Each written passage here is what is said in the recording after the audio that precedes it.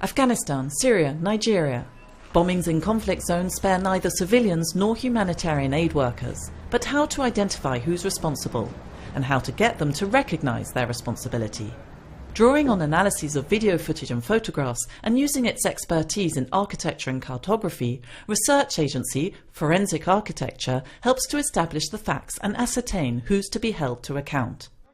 Faced with denials from those who carried out the bombings of hospitals in Syrian town Ma'arat Al Numan, MSF called on the agency to shed light on the circumstances of the attacks.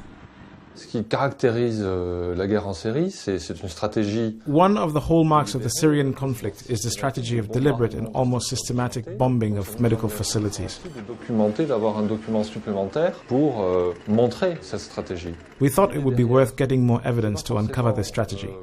The idea wasn't necessarily to go to trial or obtain formal proof, but to increase the political cost for those behind the bombings. Pour les auteurs de ces bombardements, Forensic Architecture's input means we can call on the media and thereby possibly reduce the risk of further attacks, so we can continue to deliver our medical aid. Diminuer le risque qu'ils recommencent et donc faciliter la continuité de nos actions de secours. How does it work? In this particular case, Forensic Architecture used amateur videos taken during the bombings of the hospitals in Ma'arat Al Numan. By comparing images and camera angles, they were able to pinpoint the location. Based on camera positions and people's shadows, Forensic Architecture can calculate the precise time of an attack and the chronology of events.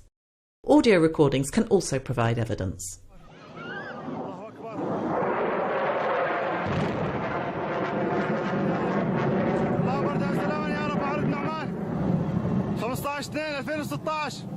This evidence corroborates the shadow analysis and the time of the bombings.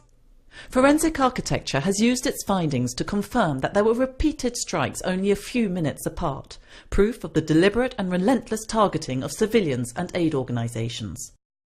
Systemizing this work of reconstruction, not only in the event of any future bombings, but also drawing on archives of these past 3 years, will enable MSF to decipher and condemn military strategies when they're in violation of the law.